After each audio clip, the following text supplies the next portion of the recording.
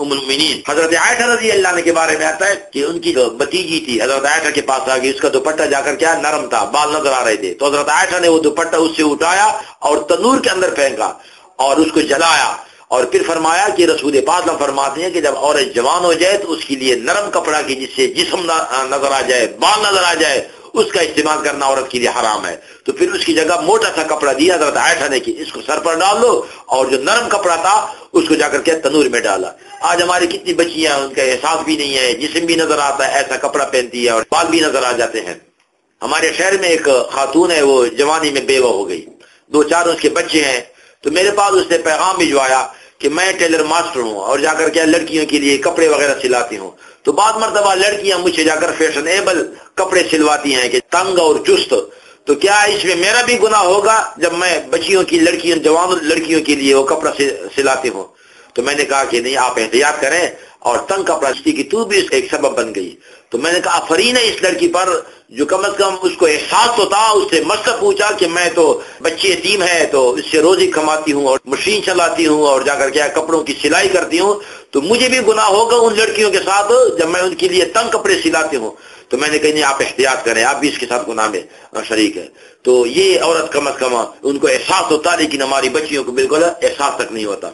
تو وضو سے پہلے بندہ بسم اللہ پڑھ لے، بسم اللہ والحمدللہ، آخر میں جا کر جب وضو بندہ مکمل کر لے تو اشہد اللہ الہ الا اللہ و اشہد ان محمد عبدہ ورسولہ یہ پڑھے، اور جس کو یاد ہو یہ دعا بھی پڑھے، اللہم اجعلنی من التوابین واجعلنی من المتطہرین۔ تو حدیث پاک میں آتا ہے کہ اس کے لیے جنت کے 8 دروازے کھل جاتے ہیں۔ اور یہاں پر ایک مسئلہ وہ یہ کہ فتاوی رحیمیہ میں لکھا ہے کہ جب بندہ وضو سے فارغ ہو جائے تو اور کھڑا ہو جائے تو شہادت کی انگلی اٹھائے، آسمان کی طرف دیکھ لے اور اشہد اللہ الہ الا اللہ و اشہد ان محمد عبدہ ورسولہ پڑھے، یہ افضل بات ہے، اس پر اللہ پاک ثواب دیتے ہیں۔ تو انگلی سے اشارہ کر کے کہ شہادت والی انگلی کی اللہ ایک ہے، میں زبان سے بھی اللہ کی توحید کا اقرار وہ کرتا ہوں، اور جا کر اشارے سے عمل سے انگلی سے بھی کہ اللہ ایک ہے۔ تو یہ مسئلہ ثابت ہے، ہماری فقہ کی کتابوں میں فتاوی رحیمیہ نے اس کو جائز ثابت کر دیا ہے۔ اب نماز کے اہم مسائل ہیں، انشاءاللہ میں تفصیل کے ساتھ پھر موٹے موٹے میں کچھ ایک مسائل بتاتا ہوں، اللہ پاک عمل کی توفیق نصیب فرمائے۔ کہ بندہ جب مسجد میں جائے تو دائیں پاؤں اندر رکھ دے اور اللہ مفتح لی ابواب رحمتک یہ پڑھے، اور جب بندہ مسجد سے نکلے تو بسم اللہ اللہم انی اسألک من فضلک، اگر یہ ساتھ پڑھے وہ رحمتک تو یہ زیادہ بہتر ہے۔ تو مسجد میں جا کر کیا ہے، دائیں پاؤں اندر داخل کرے اور نکلنے کے وقت بائیں پاؤں باہر نکال لے، اور جب مسجد میں بندہ چلا جائے تو اگر نماز نفل پڑھنے کا صحیح ٹائم ہے تو بندہ جا کر 2 رکعت تحیۃ المسجد پڑھے۔ یہ مسجد کے حقوق میں سے آتا ہے کہ بندہ 2 رکعت نفل پڑھ کر کے جا کر کے وہ بیٹھ جائے۔ اگر ادھر جماعت کری ہے یا سنتوں کا ٹائم ہے تو تحیۃ المسجد جماعت کی صورت میں خود بخود ادا ہو جاتی ہے، یا سنتوں کی شکل میں بھی تحیۃ المسجد ادا ہو، وہ مستقل پھر ادا کرنی نہیں پڑتی۔ اور اگر ایک آدمی کا ٹائم کم ہے تو بیٹھنے سے پہلے ہمارے بزرگوں نے لکھا کہ 3 مرتبہ تیسرا کلمہ پڑھ لے اور پھر بیٹھ جائے تو انشاءاللہ اس کو تحیۃ المسجد کا ثواب مل گیا۔ مسجد میں ایک خاص ایک مسئلہ کہ جب بندہ مسجد میں جائے تو اعتکاف کی نیت کر کے جائے کہ اللہ جب تک میں مسجد میں بیٹھا ہوں میں نے اعتکاف کی نیت کی، تو اس کو اعتکاف کا ثواب ملے گا اور ویسے بیٹھنے کا ثواب بھی ملے گا اور نماز بھی پڑھے گا۔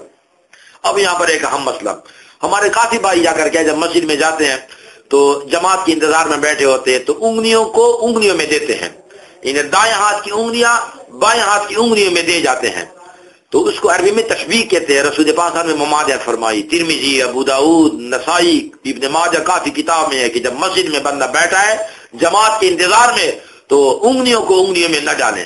رسول پاک اور اللہ اس کی حکمت بہتر جانتے کہ اس میں کیا حکمت ہے، تو بہر اللہ کے نبی صلی اللہ علیہ وسلم نے ممانعت فرمائی۔ ہاں جب جماعت ہو گئی، جماعت سے بندہ فارغ ہو گیا، اس کے بعد اگر مسجد میں کوئی انگلیوں کو انگلیوں میں ڈالتا ہے تو جائز ہے، لیکن جماعت سے پہلے جائز نہیں، یہ مسئلہ ذہن میں رکھیں۔ اس طریقے سے جب امام خطبہ دیتا ہے تو خطبے کے دوران جب جو خطبہ سنتے ہیں تو انگلیوں کو انگلیوں میں ڈالتے ہیں، تو اس سے بھی اجتناب کرنا چاہیے۔ یا جو خطیب صاحب ہے مثلا اذان ہو رہی ہے دوسری اذان، وہ ممبر پر بیٹھ رہا ہے تو بعض مرتبہ لا علمی میں انگلیوں کو انگلیوں میں ڈال کر وہ بیٹھا رہتا ہے، یہ بھی ٹھیک نہیں ہے۔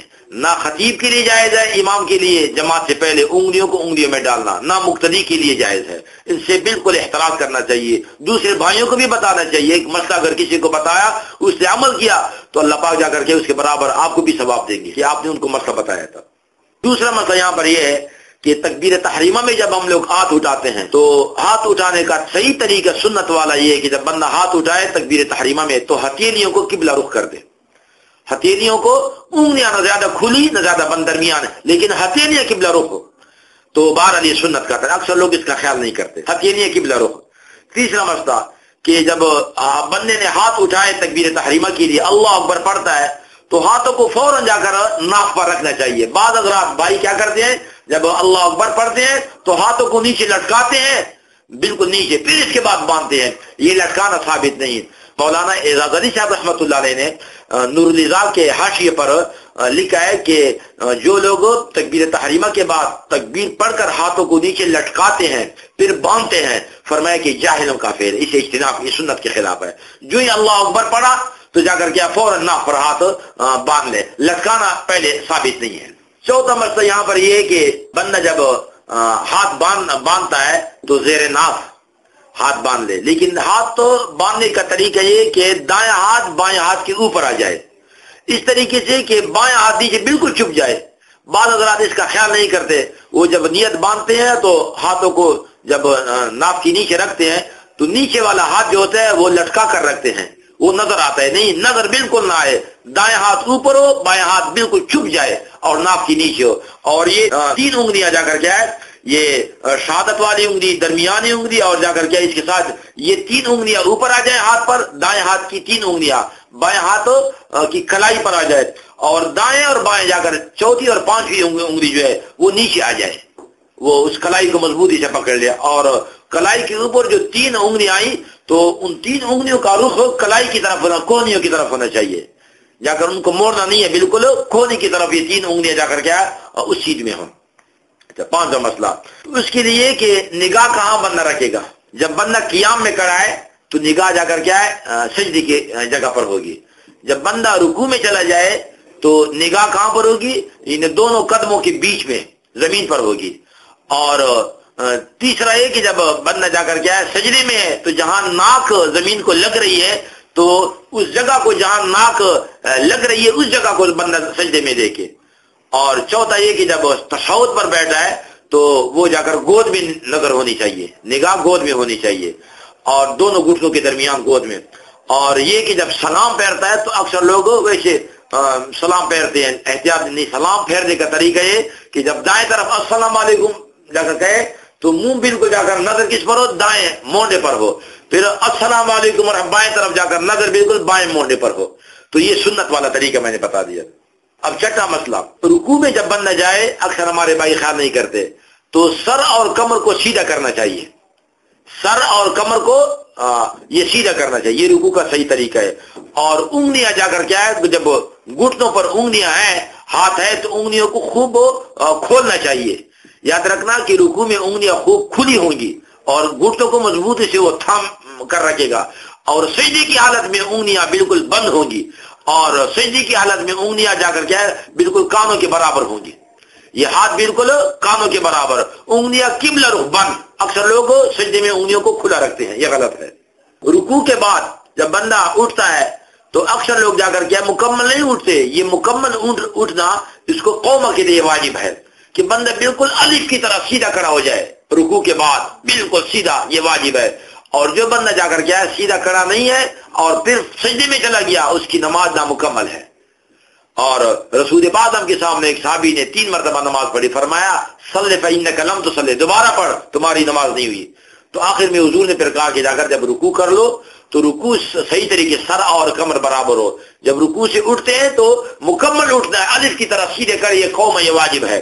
پھر اس طریقے سے جب 2 سجدوں کے درمیان بیٹھتے ہیں تو اکثر لوگ مکمل نہیں بیٹھتے، بس اشارہ کرتے پھر دوسرے سجدے میں، نہیں بلکہ 2 سجدوں کے درمیان بھی مکمل بیٹھنا چاہیے، اور بالکل الف کی طرح جا کر گیا کمر سیدھی ہونی چاہیے سجدوں کے درمیان۔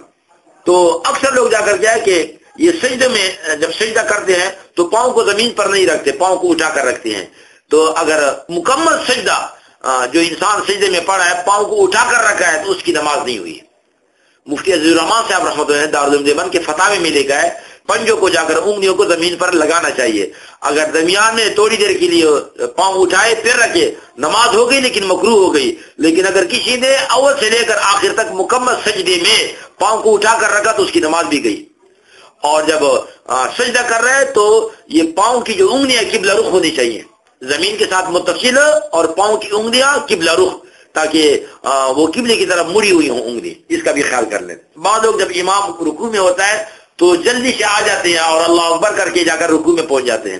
اب دیکھنا یہ ہے کہ اگر اس سے تکبیر جا کر کیا کھڑے کھڑے جا کر ادا کر لی اللہ اکبر, اس کے بعد رکوع میں مل گیا تو اس کی یہ تکبیر تحریمہ ہوئی. لیکن اگر اس سے جا کر جلد بازی میں تکبیر تو پڑی ہے لیکن جا کر رکوع میں پوری کر لی ادا کی تکبیر, تو اس کی نماز نہیں بچتی کہ اس کی یہ تکبیر پھر رکوع والی سمجھ جائے گی, اور جو فرض تکبیر ہے تکبیر تحریمہ اس کی چھوٹ گئی. اس لیے اس کا خیال کرنا چاہیے کہ جب بندہ جماعت میں آ رہا ہے تو ایک تو جلد بازی کا مظاہرہ نہیں کہا. حدیث پاک میں آتا ہے کہ جب جماعت کھڑی ہے تو آپ کو اللہ پاک ویسے بھی ثواب دیتے ہیں. جب آپ گھر سے نکلے ہیں جلد بازی بعض مرتبہ انسان گر جاتا ہے اور پریشانی ہو جاتی ہے, چوٹ لگ جاتی ہے. اس لیے جب جا کر کیا بندہ جماعت کھڑی ہے تو پھر آپ جا کر اطمینان کے ساتھ آئے, اور بے شک امام رکوع میں بھی کیوں نہ ہو آپ جا کر کیا کر لیں کہ تکبیر آرام کے ساتھ پڑھے اطمینان اللہ اکبر. اب اگر تکبیر آپ نے جا کر قیام میں پڑھی پھر آپ رکوع میں چلے گئے تو آپ کی نماز ادا ہوگی, اس لیے کہ وہ تکبیر تحریمہ کی تکبیر ادا ہو گئی. لیکن اگر آپ کی تکبیر جا کر رکوع میں ہو گئی تو پھر تکبیر تحریمہ چھوٹ گئی. یہ رکوع والی جا کر کیا تکبیر ہو گئی, رکوع والی تکبیر سنت ہے اور تکبیر تحریمہ والی جا کر کیا ہے تکبیر و فرض ہے. تو فرض کی چھوٹ سے نماز, اس چیز کا خیال کرنا چاہیے, نماز نہیں ہوتی. نماز جمعہ میں دوسری اذان کے بعد ہر قسم کی بات چیت, ہر قسم کا کاروبار ختم ہو جاتا ہے. یعنی وہ کاروبار جو پہلے جائز تھا لیکن جب دوسری اذان ہو گئی تو ویسے تو علماء نے یہ لکھا ہے کہ کاروبار تو پہلی اذان کے بعد جا کر کے حرام ہو جاتا ہے. اس لیے کہ اگر دوسری اذان پر کاروبار بندہ بند کر لے تو پھر جماعت میں شریک نہیں ہو سکتا. تو کاروبار تو پہلی اذان پر جا کر کے ختم ہو جانا چاہیے. ہاں کہ دوسری اذان پر بات چیت ختم ہو جانی چاہیے. جب امام نکلا اور جا کر کے بیٹھ گیا, اگرچہ ابھی تک اذان شروع نہیں ہوئی دوسری اذان, تو پھر بھی رسول پاک فرماتے ہیں کہ جب امام نکلا اور ممبر پر بیٹھ گیا تو ہر قسم کی بات چیت اور نماز جا کر منع ہے. سنت بھی بندہ نہیں پڑھ سکتا اور نفل بھی نہیں. اس طریقے جب اذان ہوگی دوسری اذان تو سب کچھ منع ہے, بندہ اس کا احتیاط کر لے. حتیٰ کہ اذان کا جواب بندہ جب دیتا ہے تو زبان سے نہ دے, اکثر لوگ خیال نہیں کرتے, بلکہ جا کر کے اذان کا جواب بندہ جا کر کسے دے, وہ دل میں دے. اس طریقے سے اگر رسول پاک ہم کو مبارک نام درمیان میں خطبے میں آ جائے تو زبان سے درود شریف نہ پڑھیں بلکہ جا کر کسے پڑھیں, دل میں پڑھیں. اس لیے کہ جب ایک مرتبہ خطبہ شروع ہو گیا یا اذان ہو گئی دوسری, اس کے بعد ہر قسم کی بات چیت جا کر منع ہے. حتیٰ کہ اگر کوئی بچہ کوئی لڑکا باتیں کر رہا ہے, شرارت کر رہا ہے, تو آپ اس کو اشارہ کر سکتے ہیں کہ اشارے سے اس کو روکتے ہیں. لیکن اگر آپ نے اس کو جا کر کیا بتا دیا, زبان سے کہا کہ مت کرو, تو بہرحال جا کر کیا ہے جمعے کا ثواب ختم ہو گیا. تو زبان سے کسی کو جا کر کیا ہے نصیحت نہیں کر سکتے, بات چیت نہیں کر سکتے. ہاں کس سے کر سکتے ہیں کہ وہ اشارے کے ساتھ کسی کو منع کرنا ہے, اشارہ کر سکتے ہیں, لیکن زبان سے کسی کو نہیں روک سکتے. اگر زبان سے روکیں گے تو جمعے کا ثواب ختم. اکثر لوگ یہ کرتے ہیں کہ جب جمعے میں آتے ہیں تو اگلی صفوں میں جانے کی کوشش کرتے ہیں. حدیث پاک میں آتا ہے کہ اگر لیٹ آ گئے تو پھر پیچھے بیٹھے. جب خطبہ شروع ہے اور آپ جا کر اگلی صفوں میں لوگوں کی گردنوں کو پلانگ کر کے جا رہے ہیں تو جمعے کا ثواب ختم ہو گیا. کتنی احتیاط کی بات ہے, لیکن ہم لوگ احتیاط نہیں. اگر اتنا شوق ہے کہ آگے جاؤں تو پہلے آئے کریں, کسی کی جا کر گردنوں کو پلانگ کر کے نہ جائے.